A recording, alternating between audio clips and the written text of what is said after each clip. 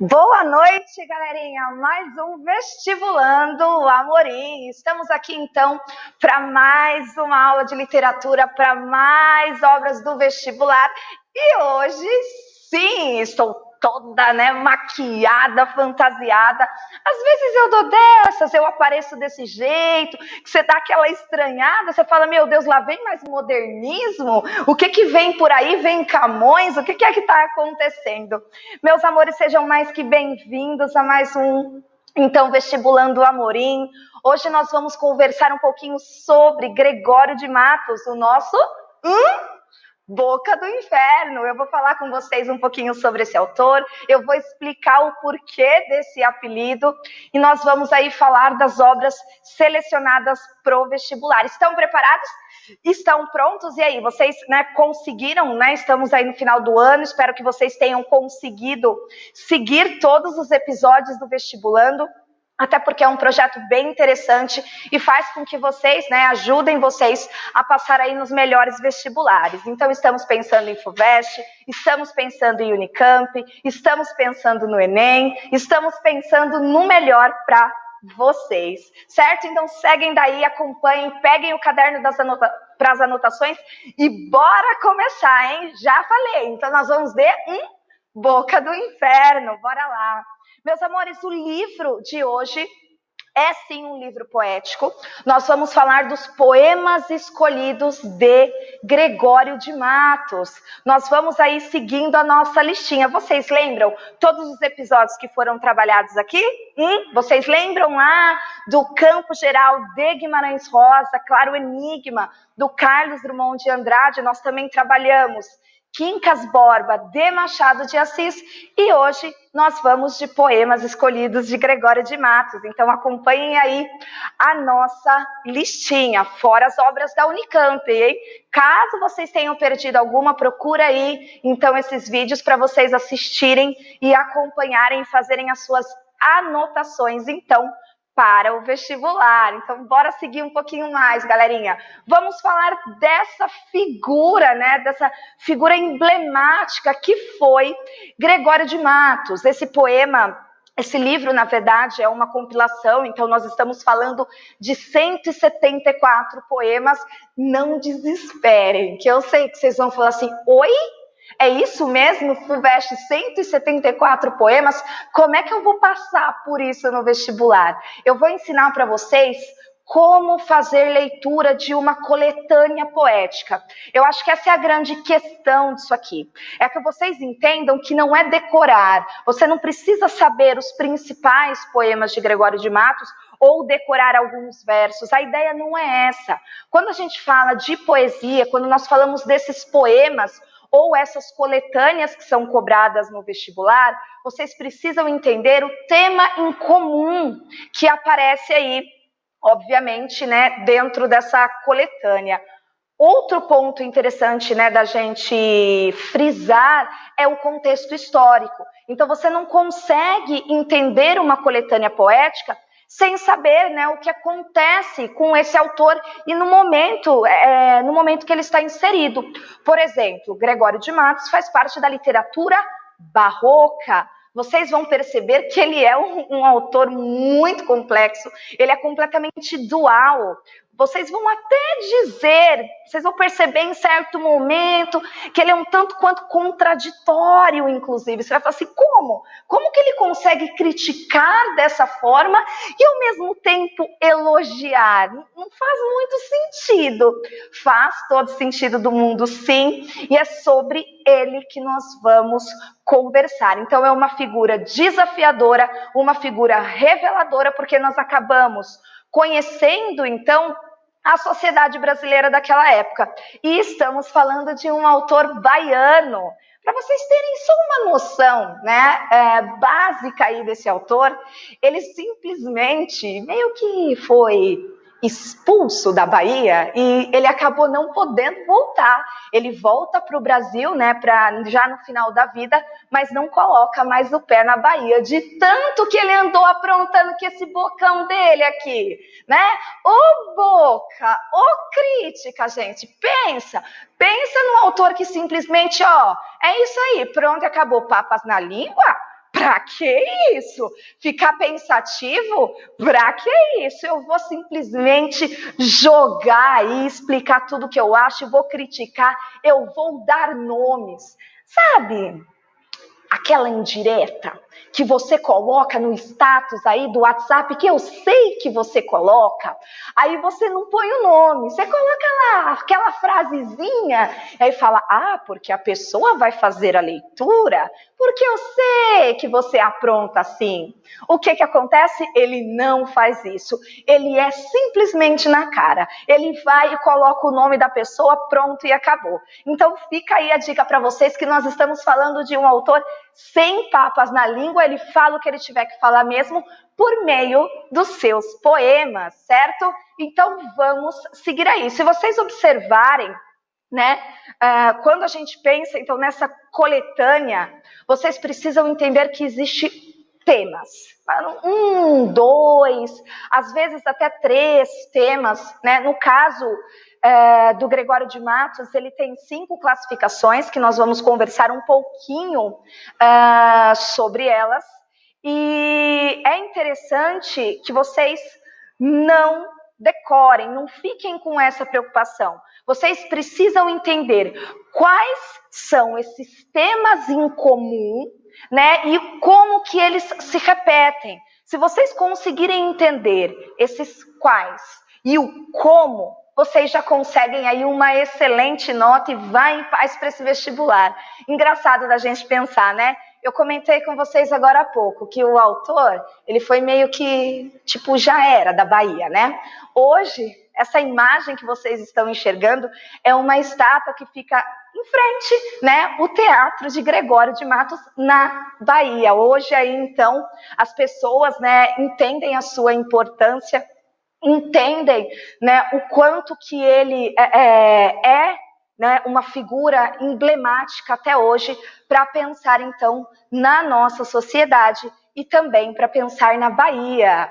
Como aparece? Primeira coisa, né, pra gente, antes da gente, né, iniciar as nossas leituras desses poemas e entender esses temas, vem aquela perguntinha: como aparece no vestibular?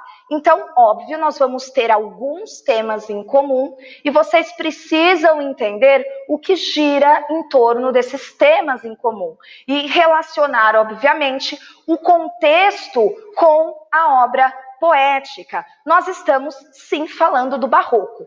Ponto. Primeira coisa que vocês precisam marcar aí nas suas anotações.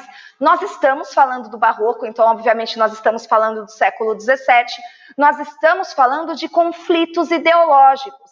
Então, é sim a dualidade barroca. Então, eu tenho razão e emoção, eu tenho fé e pesquisa científica, o bem e o mal, o perdão e o pecado. Lembra lá?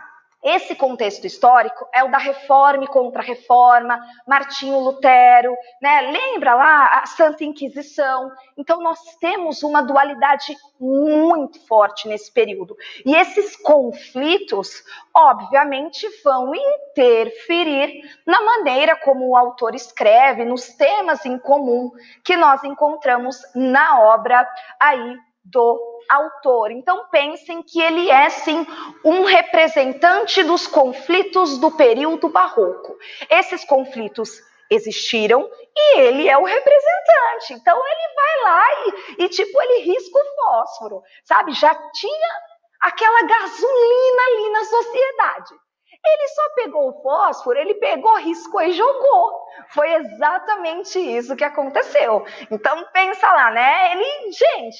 Os poemas dele refletem todo aquele conflito. Ele acaba, né, criticando muito a sociedade, ele não tem papas na língua e ele acabou, então, sendo conhecido, né, por esse apelido, né, o Boca do Inferno, por conta da linguagem dele muitas vezes, aquele palavrão, aquela linguagem chula, aquela coisa que você vira e fala, opa, peraí, pode isso? Pode isso, produção? Pode? Pode. Para Gregório de Matos, pode, produção, e pode muito, né? Esses poemas, eles são, obviamente, divididos por temas aí distintos como o amor, né, a religião, o sentimento, como eu disse a princípio, a sociedade, o erotismo, uma crítica direta a figuras políticas. Gente, tem um poema, pra vocês terem uma ideia, ele já logo chama o governador de asno. Só que aí você vai pensar, oi? O poeta falou o quê? Sim, o eu lírico chama o governador de asno. Aí você pensa, mas nem dá nada, foi só ali um asno, não colocou nomes. Lembra da história do WhatsApp, do status? Sim, ele colocou nome e sobrenome, só faltou colocar o endereço. Então ele já logo falou, você aí, asno. Simples assim, né? É um exemplo, obviamente, da poesia e da classificação satírica aí do autor. Então fiquem atentos a essa linguagem. Então vamos lá. Gregório de Matos, ele vai apresentar 5 linhas temáticas. E nisso aqui, vocês precisam frisar. É importante que vocês tomem nota, então façam as suas anotações, porque é a partir dessas classificações que vocês vão conseguir passar no vestibular. Porque o vestibular vai cobrar dessa forma de vocês. Então, se faz parte da poesia lírico-amorosa, se faz parte da poesia satírica, da poesia encomiástica, que eu vou explicar para vocês, essa ideia do elogio e tudo mais, a poesia religiosa e a quinta classificação dele, a poesia erótica, tudo bem? E aí nós vamos seguindo nessas 5 linhas aí temáticas. A poesia lírico-amorosa, o que acontece aqui? É aquele momento, gente, fofinho. Sim! Gregório de Matos teve aquele instante fofinho, aquele momento, sabe quando o cachorrinho tá lá? Meu Deus, eu tô olhando o frango assado. Exatamente. Ele tá com aquele olhão lá todo bonitinho. Nossa, então ele fala do amor, do sentimento, como um sentimento nobre, aquilo que compensa, é grandioso. Então as referências que ele faz na sua poesia, até fala da saudade, até, né? O que causa certa dor, mas sempre muito brando, muito calmo. Então é um poema, né? A primeira classificação, a lírico-amorosa, é uma coisa, né? Ai, que bonitinho, sabe? Quando você coloca aquele diminutivo. Lírico-amorosa de Gregório de Matos. Aí você vai pensar agora, nossa, ela tá falando de lírico-amorosa, ela me coloca uma peruca laranja, ela pinta o rosto de laranja, ela coloca um bocão gigante, fala que o autor é conhecido por Boca do Inferno, e aí ela me vem com um fofinho? Calma lá que piora. Calma lá que piora, ou melhora, né? Depende do ponto de vista aí de vocês de casa, certo? Então, sim, a primeira classificação, ela é mais fofinha, como eu disse agora há pouco, só que as coisas vão mudando. Na verdade, vocês vão perceber que nem é que existe uma mudança, mas existe uma complexidade. Esse autor, ele é dual, né? Ele então trabalha com diferentes perspectivas. Vocês vão perceber que do mesmo jeito que ele fala da direita, ele fala da esquerda. Do mesmo jeito que ele critica na sua poesia satírica, ele também elogia. Aí você vai falar assim, então ele é contraditório, ele não sei o quê. Nós estamos falando de qual período? Nós estamos falando do barroco. Então, sim, é óbvio que ele será dual, porque é uma literatura que apresenta esse contraste e vai aparecer também na obra desse autor. Então, tomem nota, porque é importante também pensar nisso. E agora, gente, todo mundo aí com o fósforo para riscar? Vamos sim! Nós temos a segunda classificação do autor, que é a poesia satírica. E aqui, gente, o negócio começa a pegar fogo, sim. Ele ataca, entendeu? Os costumes, ele vai atacar a organização social, os valores morais, ele vai criticar a sociedade baiana, mas como eu disse, não tem aquela coisa de indireta. Sabe quando você quer discutir, você pega leve? Aí você fala, não, eu vou me impor, mas eu vou pegar leve, eu não vou, né, falar diretamente assim, eu não quero magoar as pessoas. Sabe quando você é um tanto quanto polido? Então, na poesia satírica, ele explode. Simplesmente, gente, ele vai criticar essas personalidades importantes, ele vai criticar esses políticos, ele vai, né, como eu disse a vocês, chamar os governantes aí de asnos. E ele utiliza muito, né, uma linguagem muito chula, ele utiliza fortes palavrões, o que acaba, então, causando certo alvoroço na sociedade e, inclusive, incômodo nessas pessoas. Agora, você imagina, alguém chega assim, ó, sabe, todos nós temos qualidades e defeitos, né? Até porque se tem alguém aí pensando, olha, eu sou perfeito, meu amor, depois espero que você tenha uma conversinha com o nosso Boca do Inferno. Todos nós temos defeitos e qualidades, e óbvio, né, que o Gregório de Matos, o que ele faz? Ele simplesmente pega esses defeitos e joga isso nos seus poemas. Então nós temos o eu lírico aí feroz, pronto para queimar as coisas e destruir o mundo, pensando que nós estamos falando da sociedade baiana. Eu coloquei um exemplo para vocês aí, deem uma olhada, desculpa a risadinha, mas, gente, olha isso. Senhor Antão de Souza de Menezes. Gente, o nome inteiro. Ó, Antão de Souza de Menezes. Quem sobe ao alto lugar que não merece, ou seja, quem alcança o seu cargo e não merece, homem sobe. Asno vai, burro parece. Gente, asno vai, burro parece. Simples assim. Que o subir é desgraça muitas vezes. Ou seja, se você sobe e você não merece, então, né? Asno. Simples assim. Então pensa, na cara da sociedade, né? Pá, logo de cara. Então, percebam a diferença da lírico-amorosa? Ai, que fofinho. Aí me vem o pá na cara da sociedade. E vamos seguindo. Entendam que, sabendo diferenciar essas temáticas, vocês conseguem, então, seguir a lógica dos vestibulares.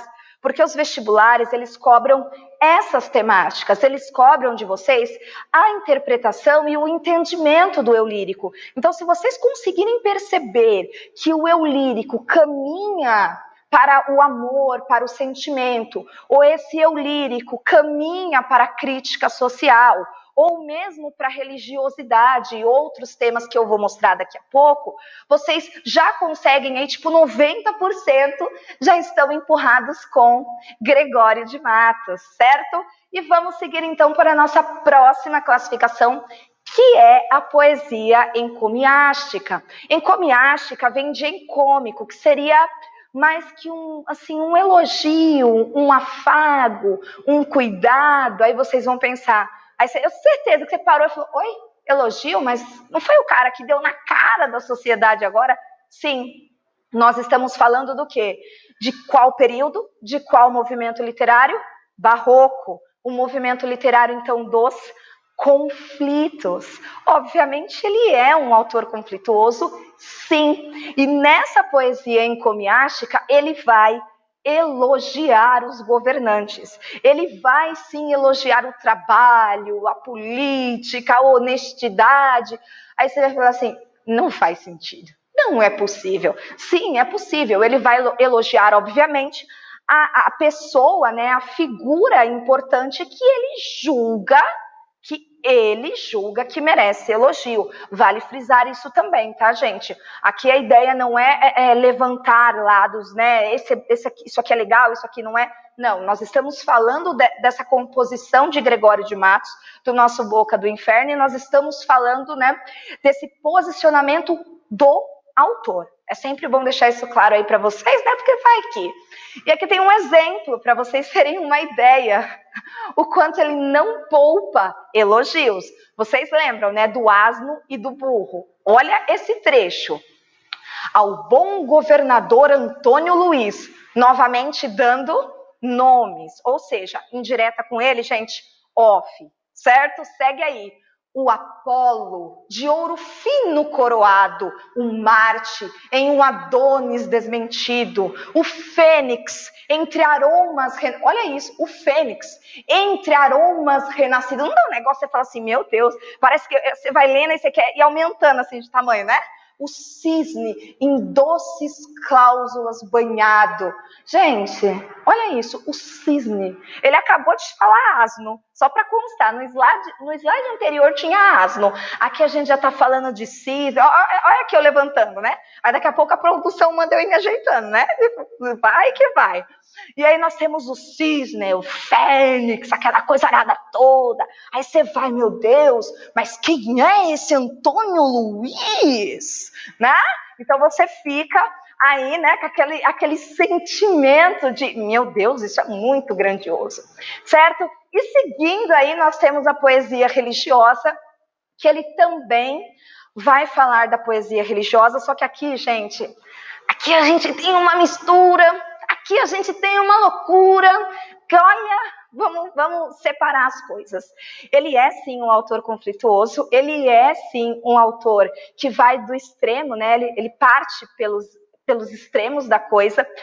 E quando a gente pensa na poesia satírica do autor, ele não vai só criticar o governo, ele também vai fazer referências ao catolicismo, só que ele vai fazer isso de uma maneira muito negativa. Na poesia satírica dele, uma das coisas que ele mais critica é a Igreja Católica instalada no Brasil.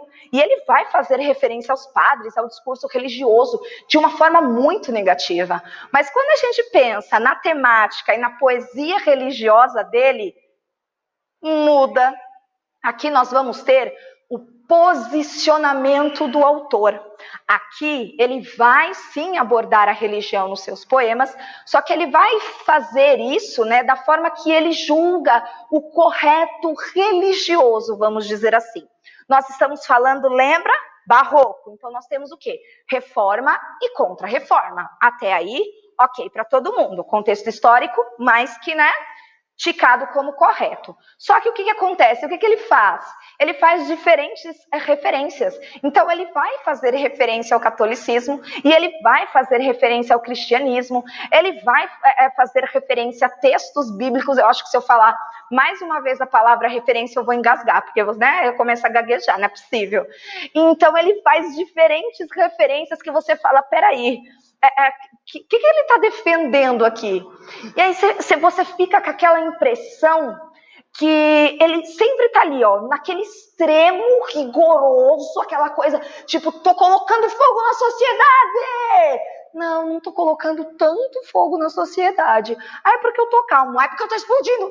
Mas sempre naquela, sabe, o banho-maria, aquela calmaria. Isso não faz parte do nosso Gregório de Matos, certo?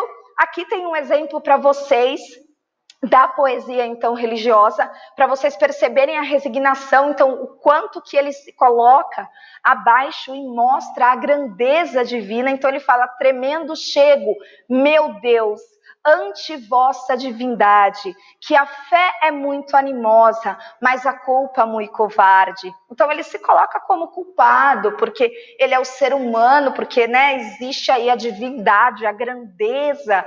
E aí nós temos esse exemplo. Nós temos também a quinta classificação, que é a poesia erótica do autor, que ele fala, né, faz essas referências aí ao erotismo. O que vocês precisam entender, então, na hora de fazer a leitura dos poemas de Gregório de Matos? Então, eu acho que três pontos vocês não podem esquecer. Tomem nota, por favor. Barroco. Tudo se justifica, ou pelo menos 90% se justifica por conta desse conflito e desse contexto. É um contexto conflituoso e nós teremos um autor conflituoso. Não decore. São 174 poemas, né? Vocês têm mais do que estudar. Vocês precisam entender as classificações. Essas 5 classificações, então, vocês não podem se perder nisso. vocês precisam bater o olho no poema. Ai, deixa eu fazer a leitura desse trecho. Olha aqui, uma questão, opa, FUVEST, Gregório de Matos, bateu o olho aqui, a primeira coisa que você tem que pensar, o que é? Nossa, é lírico-amorosa? Então, religiosa?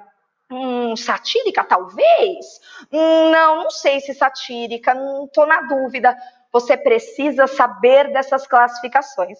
E por fim, não menos importante, sim, meus amores, pode aparecer no vestibular para vocês o nome Boca do Inferno. Então, lembrem-se aqui dessa boca gigante que está preparada para colocar fogo na sociedade, para destruir qualquer coisa que aparece, né? É o nosso autor, então, que não tem papas na língua e coloca o nome que tem que colocar. Eu até acho que se ele estivesse vivo nessa época das redes sociais, em que fica todo mundo dando aquelas indiretinhas, sabe? Aquele discurso, sabe? Aquela alfinetada, sabe a palavra alfinetada? Eu acho que com ele não tem não, gente, ele é logo um caminhão, sabe? Ele vai atropelando. Acho que se ele vivesse nessa época, ele ia ter um troço, porque não é possível. E nós vamos, né, pensar agora na resolução comentada, nós vamos falar então das questões do vestibular. Eu separei para vocês 2 questões, então acompanhem aí. E não se esqueçam, se inscrevam no canal, esse negócio do sininho, aí tem sininho, se inscrever no canal, notificação. Gente, comentário, deixa a mãozinha, por favor. Então faz todos esses negócios, deixa tudo pronto aí, porque, lembrei, curtida. Curte aí, então compartilha também, manda para os colegas, olha, assisti um vídeo legal, uma live interessante do Boca do Inferno. Então compartilhem, faz tudo isso que eu sei que vocês fazem muito bem, por sinal, e também leiam os 174 poemas do Gregório de Matos. E vamos seguir então para as nossas questões. Essa primeira questão que eu separei para vocês é uma questão ângulo que fala, né, para vocês interpretarem o trecho. Então, tem um trecho falando sobre Gregório de Matos, e nesse trecho ele coloca algumas características do autor. Então, diz o seguinte: nesse trabalho de confronto e fusão de opostos, ou seja, estamos falando de um autor conflituoso, estamos falando de um autor que trabalha com essa oposição, certo? Gregório mostra-se hábil na espécie de alquimia dos contrários. Olha de novo a ideia do contrário, né? E ele vai falando sobre isso, fórmula de ordem barroca, sua dialética fulminante. E aí ele vai, segundo o autor, a poesia barroca tende a transformar toda diferença em oposição. Quantas vezes eu já falei oposição, né, nessa live? Então é importante aí de vocês marcarem, colocarem aí no caderninho, né? Coloca lá, sublinha a palavra oposição. Toda oposição em simetria e a simetria em identidade. Nos limites desse trajeto, o diferente torna-se idêntico, o outro torna-se o mesmo. O que a questão fez? Ela colocou diferentes trechos, então, de poemas, né, versos do Gregório de Matos, e vocês precisavam associar com a principal ideia expressa nesse texto, que é a oposição, que é o quê? O contrário. Então, eu tenho a oposição em simetria e a simetria em identidade. Observem, por exemplo, aí as alternativas. Quais dessas alternativas que aparece algo oposto? Que aparece, então, essa ideia de contrariedade? Deem uma olhada na letra E. Vou ler para vocês o verso. Permitiu parecesse a chama fria. Chama fria. Oposição, contrariedade. Óbvio, então, não tem nem muito o que justificar. Resposta correta do exercício, a letra E. Eu trouxe para vocês aqui um outro exercício, o segundo exercício, então, da nossa live, falando sobre a veia lírico-amorosa. Eu fiz questão de trazer esse exercício do vestibular, porque eu queria que vocês não fizessem apenas, né, não encontrassem apenas a resposta correta, mas que vocês conseguissem classificar os trechos. Aproveitem, né, agora, deem uma olhadinha, ou enfim, depois vocês voltem aí o vídeo, deem uma olhadinha em todos esses trechos e, por favor, coloquem abaixo ou ao lado aí, não sei como vocês estão anotando, como vocês, né, estão se organizando nisso, mas coloquem aí as classificações. Porque o que acontece nesse exercício? E, assim, de todos os exercícios que eu pesquisei, dos vestibulares, FUVEST, enfim, outros também, sempre tem essa classificação. Então, você precisa entender a temática, encontrar essa temática com o eu lírico e fazer uma representação, uma alusão. Então, é sempre importante da gente frisar.